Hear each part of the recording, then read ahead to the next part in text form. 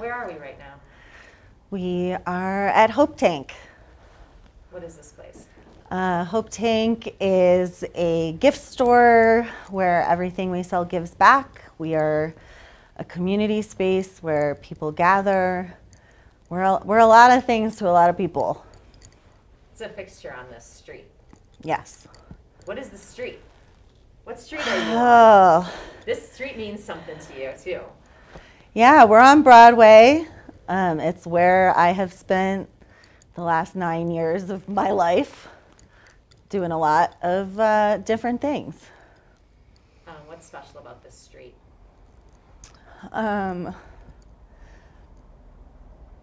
Sorry. This street is much more like a family than a business district, if you will. We all know each other. We all like each other. We support each other. I think because historically there have been so many women business owners, it's really created a very intentional community down here. It's kind of awesome. You don't always hear that in business districts, and you definitely don't feel it, but I've always felt it down here, from the bars to the restaurants to the little shops to all of that. And you're probably right. It's because it's a lot of female-owned places, and that's really amazing. We'll wait for that to go by. You're telling me a lot about how you're kind of a mom. You're a mom in real life, but the street mom. Yeah. That sounds weird, street mom. Yes. No, but talk about that a little bit. Well, I think, a lot of us feel really deeply rooted in this place. This is a place that we chose to spend so much of our time, often away from our families. So, we tend to mom even when we're not around our kids, and I feel a great responsibility for this neighborhood and for the business owners who are down here, for the community that lives here, and for the history of this place. Like, I have seen incredible people over the years, come and go, and a lot of them go by choice and they move on to something, different and better, and better for them.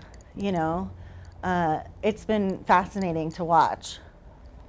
How does being a mom for you on this street manifest itself? What does that mean to be the mom of the block, the mom of one of the most iconic streets in Denver? What does that mean?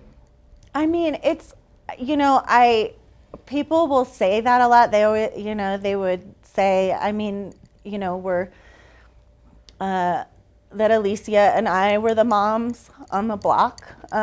It means that we look out for people. It means that we want to take care of people, check on them, and not make assumptions. I think a lot of people make assumptions about how folks are doing based on social media, or what they think they know, and there's just so much more to that. A lot of us are single parents.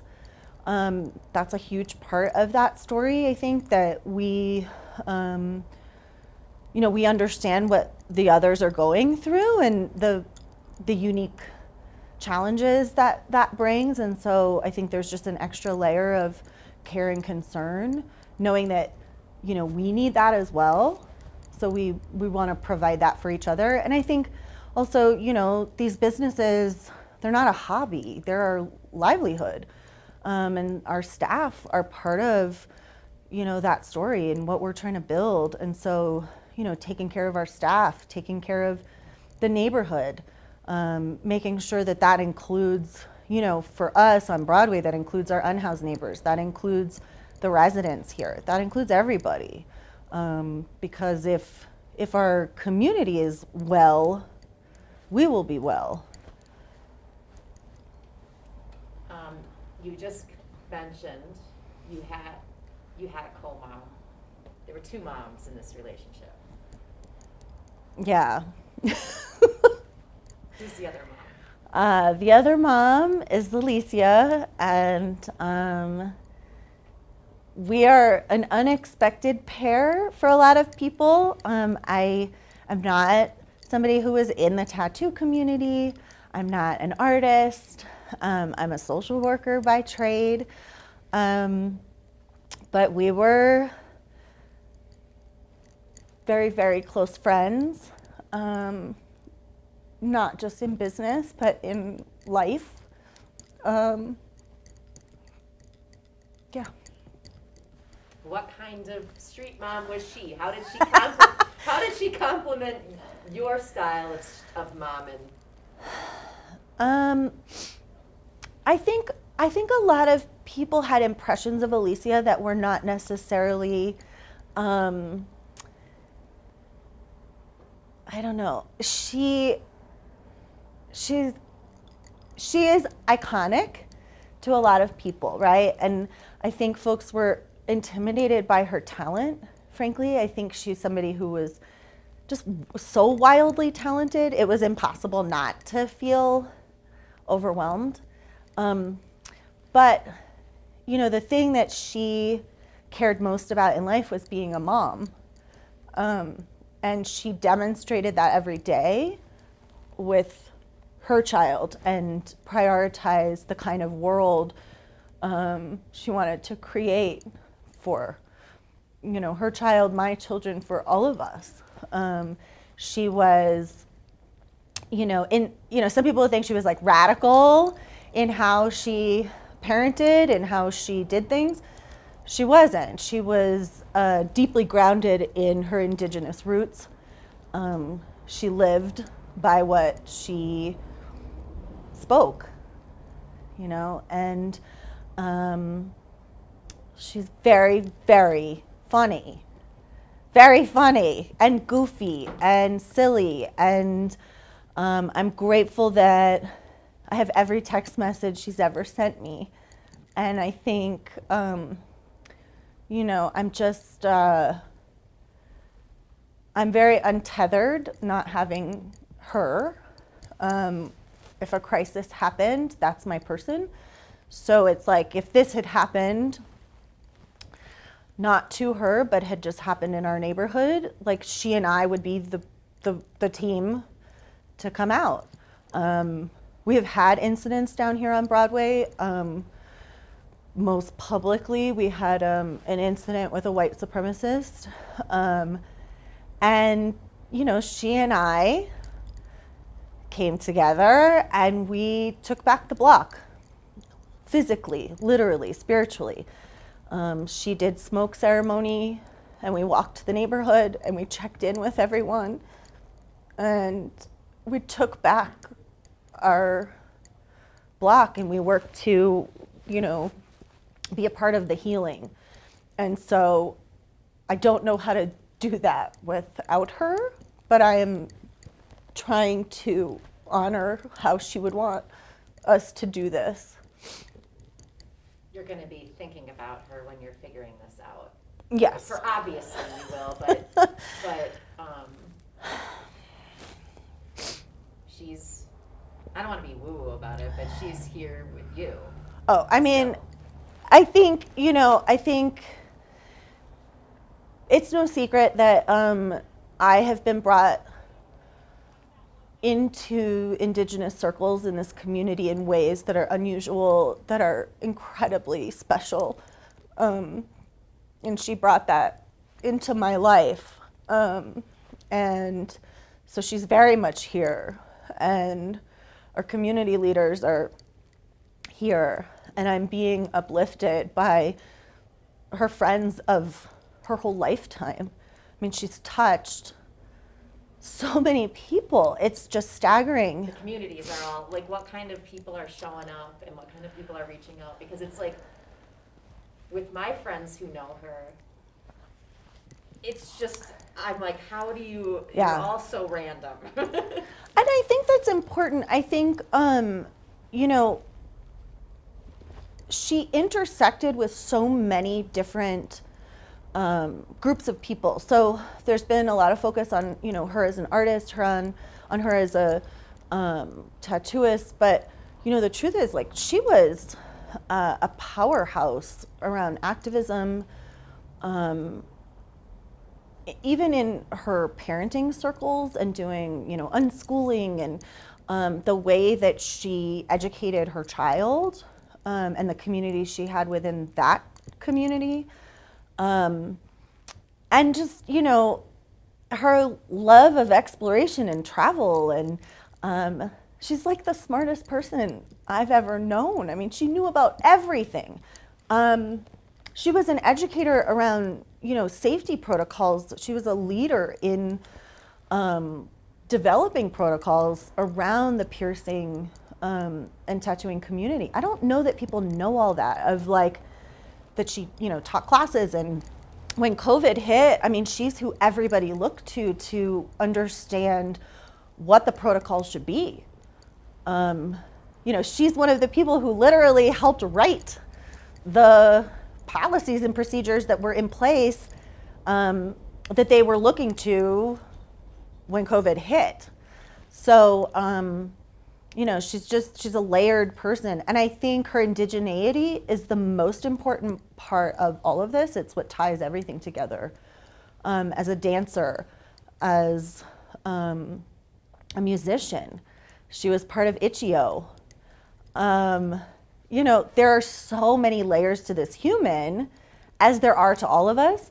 And I'm grateful that I got to be a part of sort of the place where it all met. I got to experience all those aspects of her. I was invited in to Sweat, which was a very unusual place to be invited. People don't get invited to do that. So she has influenced my entire business desires and approaches. We consulted each other on pretty much every single business decision. Even up until, weeks ago, I have a text from her, just about my journey with what is next for Hope Tank. And she's the reason I could let go of this version of what we do. And literally, she's the reason that I felt okay with saying, we're done with this part of this work. We have a lot more work to do, but this is the part that I can let go of. So that's really important. I can just tell you're so proud to have known her and been close to her. I mean, it's just an incredible gift. You don't meet people along the way like this. She had a profound effect on my life. She will always have a profound effect on my life. And your son, their buds. My children were deeply impacted by Alicia, and my son is definitely a special little human who is self-described as very spiritual and has very deep connections to those who have passed on. And he's already been, connecting with her, and he says she's looking over us, and she's already, in the phases of where she's supposed to be. And yeah, they had a very close relationship. My kids, she had, in an effort to encourage them in their confidence around drawing, which is something both my kids were super self-critical about. She said if they practiced one thing over and over and over and got really to where they were proud of it, she would let it be tattooed on her. And so my son is sad that didn't come to happen, and he definitely brought it up and drew a little picture. Yeah, what does that picture on the front windows made me smile. Made me sad, but it made me smile. Yeah. So, I mean, Alicia and I have obviously very different approaches to things. I'm definitely the more uptight of the bunch. So she, unbeknownst to me, told my son that the best part of a watermelon is the rind. And every time he would eat a watermelon, he started eating the rind. And I said, what are you doing?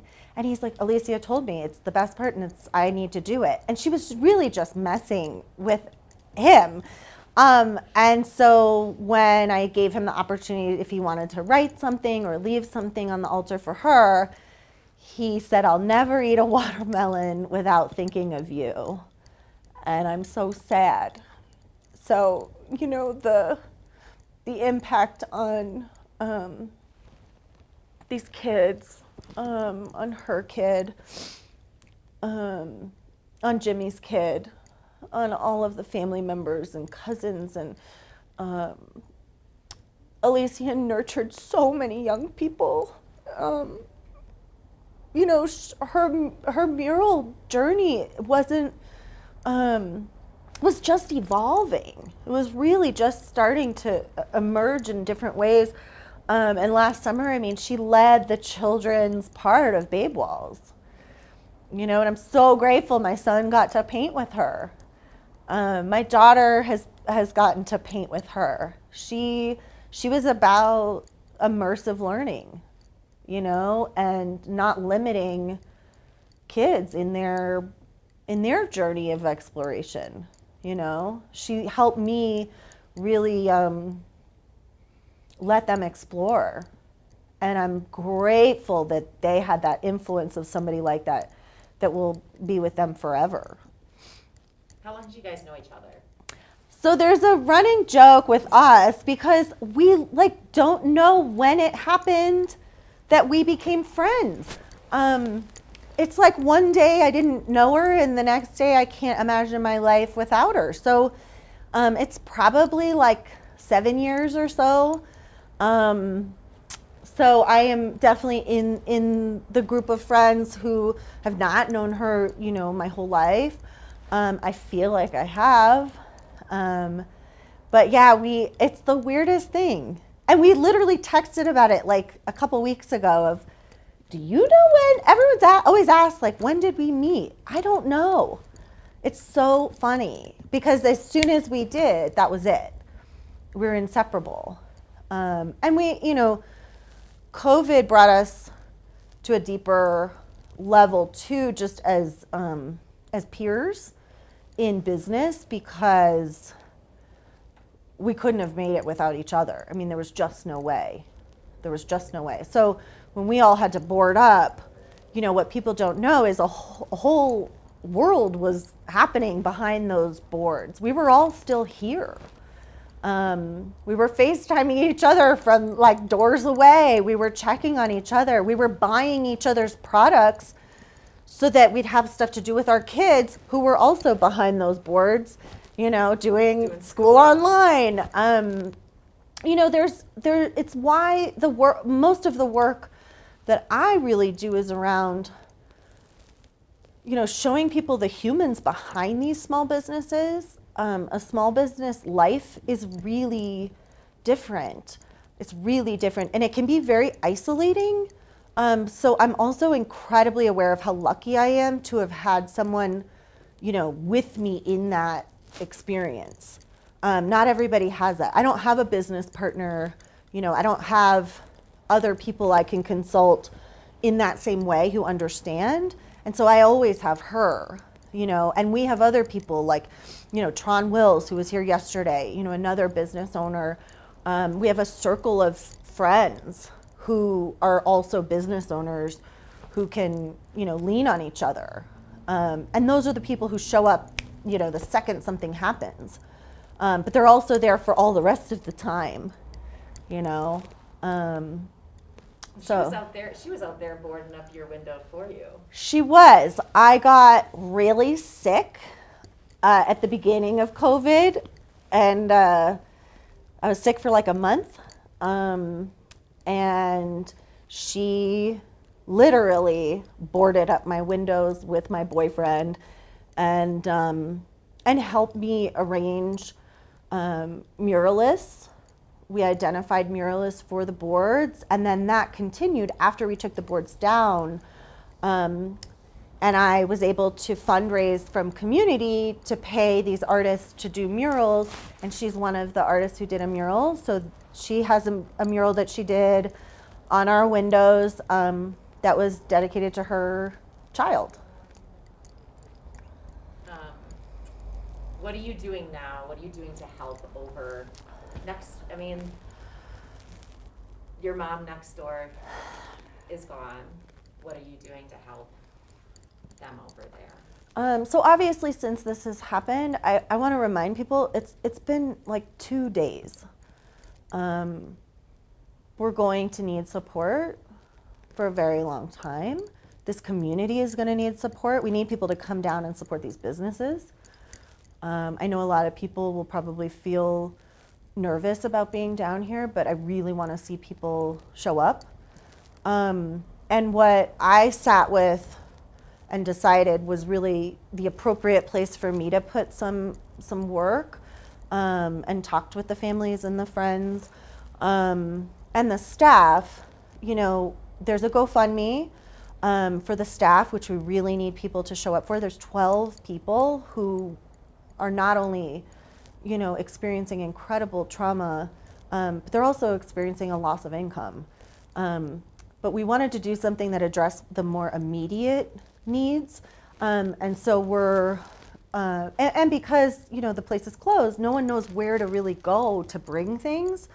So I'm making Hope Tank a space that's available for people to bring gift cards, you know, go to a coffee shop. We really want to encourage people to go local with this. So go to a local coffee shop like Mutiny or Whittier Cafe and purchase gift cards. That's the way we do things. That's the way Alicia and I do things. So that's the way we want to do this. We strongly believe in mutual aid. She was not a fan of traditional ways of charity, if you will. She believed in, you know, community helping community. That's how we get everything done. So we want people to feel welcomed. We're not open for shopping, but we are open for that. And we will be till Sunday. We're gonna stay closed for shopping. I don't know how to get back to what we do because we are also leaving Broadway. So we're kind of working that part out. But yeah, people can bring down, you know, think about all the things that could be supportive and comforting. Gas cards, you know, gift cards to places, but also, you know, if you have places that are spaces of healing, acupuncture, massage, you know, remember that all of these small businesses, we are still struggling incredibly from what has transpired with COVID. I think that there's an impression that things are better than they are. Small businesses are in need. So if there are ways we can create mutual aid through how we support Soul Tribe, that's the best scenario I can think of. And the other thing too is just, you know, Alicia would insist that we honor the other people who were murdered. You know, it's very hard to get to a place where I've acknowledged that my friend was murdered. She didn't die. Her life was taken. And these other people need our support just as much. So, you know, we ask that people really show up for those families, for the family that was terrorized by this person. They deserve our support as well. So yes, we just want to make the space available for people to, you know, to come. Please don't bring perishable food. We don't have capacity for that, and also with COVID, we want people to be really thoughtful and careful. So yeah, just thinking about the ways we can show up for them, and that feels the most right to me, because, you know, they've lost their mom. So it's like where I feel like I can maybe help a little bit in alleviating some of that. Yeah. I'll let you say whatever you have. I have one more question. Yeah. How are you doing? should have asked you that first, but I mean, that was a good way. Yeah. I mean, I am in shock. I am in grief, and I'm incredibly overwhelmed by how the community is showing up. It's really incredible. I wish that we could show up for people like this when it wasn't tragic, because it's really amazing, and we just continue to have these tragedies, and there's so much tragedy beyond this, right? And so we want to stay focused on the things that like we are committed to around justice, around healing, and around the Indigenous community. It's really important. So, you know, I'm trying to really make space to hear her and, you know, honor her, and Alyssa, and Jimmy, and these children who, you know, they're forever changed. So yeah, I'm trying to grieve, as well as, you know, try to help. It's a hard place. I lied. How is this street affected by her? I mean, not only you guys have seen her, she was too. I mean, you know, Alicia had people from all over the world coming to work in her shop and tattoo, and she, you know, she's been doing this since she was 16 years old. I think, you know, people don't understand like what it is to be a woman of color in that industry and to find her voice and to find her way. It's incredibly important. I hope people will go and watch all the videos that she's posted over the years. She's put a lot of work and thought into how that industry can shift, which made a lot of people really uncomfortable. And I love that about her, because I also make people uncomfortable about things that are hard. And we were afraid of having those hard conversations. She wanted to make the industry better. She wanted to make the industry better. She wanted to honor the traditions. And she also wanted to change the way that people were treated. And she owned her part in perpetuating that as well. You know, she wasn't somebody who thought she had figured it out. She was always learning, you know. I think that's also what bonded us, was we both are like lifelong learners. We know we don't know all the answers. People think we know much more than we know. And so she never shied away from that. She was also methodical. She was not a reactionary person. She was incredibly thoughtful. I don't know if people understand how intentional and thoughtful. And I think that's why a lot of us are hoping people will slow down a little bit. I know everyone is in shock and is grieving. But Alicia wasn't somebody who just did things. She was thoughtful about it and intentional about it. And so we are trying to do the same. So yeah, I mean, her impact will be felt far beyond the tattoo community, you know, beyond the arts community, but literally as, you know, a leader in the world.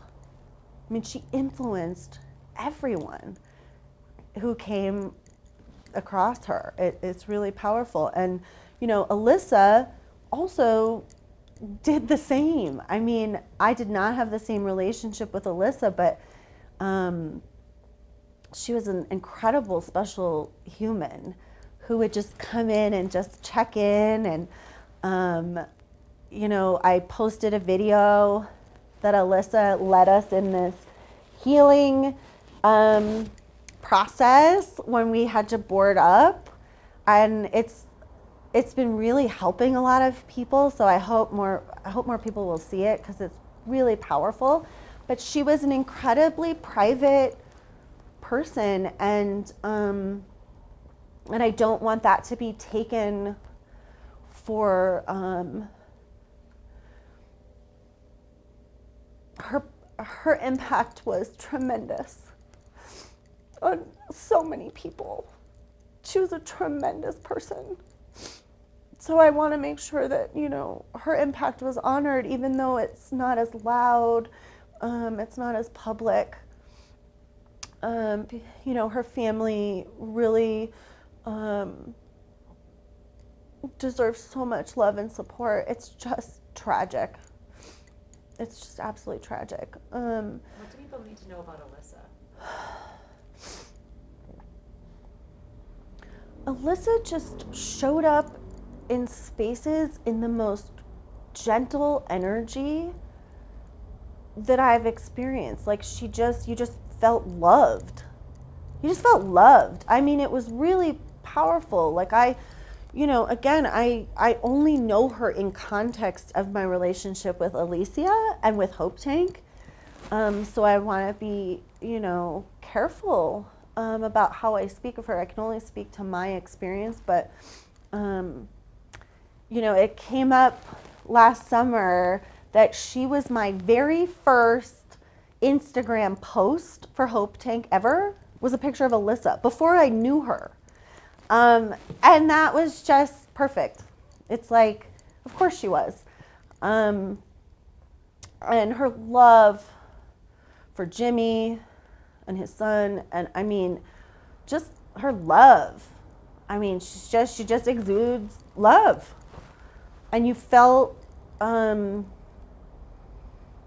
just felt peaceful being around her. You just felt like you were safe and taken care of. And just joyful, yeah, but quiet, you know, she's a quiet person. So it's interesting. And obviously they were like family. I think it's important, right? Like that Soul Tribe crew, it's a family.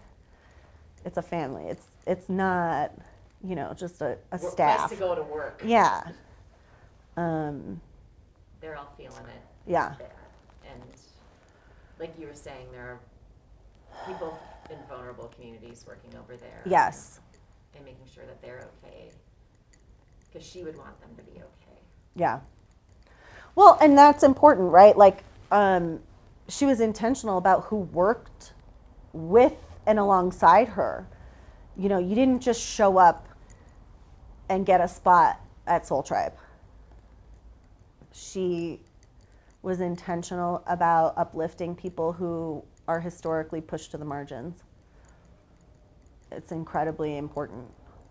So that staff is an incredibly unique group of people. And there are many people who have worked for her years ago, you know, who learned so much from her. And, you know, her influence is as educator, right? Educator mom, educator friend. I think that's what you consistently hear. She taught me so much. You hear everybody saying that because she was a teacher.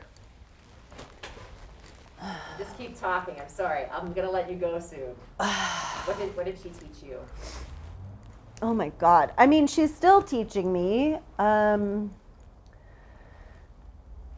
I think the biggest thing she taught me is just to have more confidence in being on the right track, in exploring my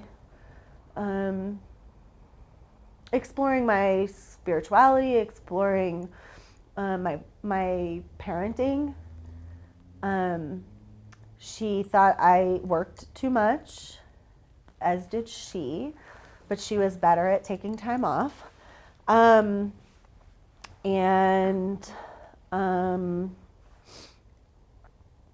I mean, she just was so fun, you know, and she taught me a lot about just like lightening up and having some separation around, you know, my work and my activism and having more balance around that, if there is such a thing. Being more present, you know. How did your ways of momming the street complement each other? 'Cause I you keep mean, saying that you're different, and you're like this unlikely pair. we actually are very similar, just in very different packages and different life expressions. But philosophically, we're very similar. You know, there are very few things we didn't agree on. We're very similar in certain respects.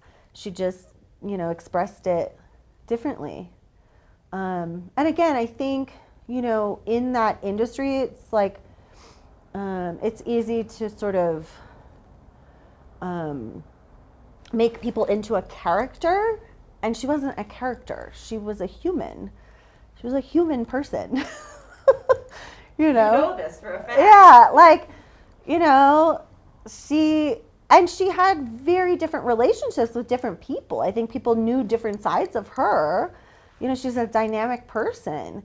So, you know, it's, I don't know, it was just easy. It was easy to be on the same page, even if we pushed each other. So she pushed me in certain ways around,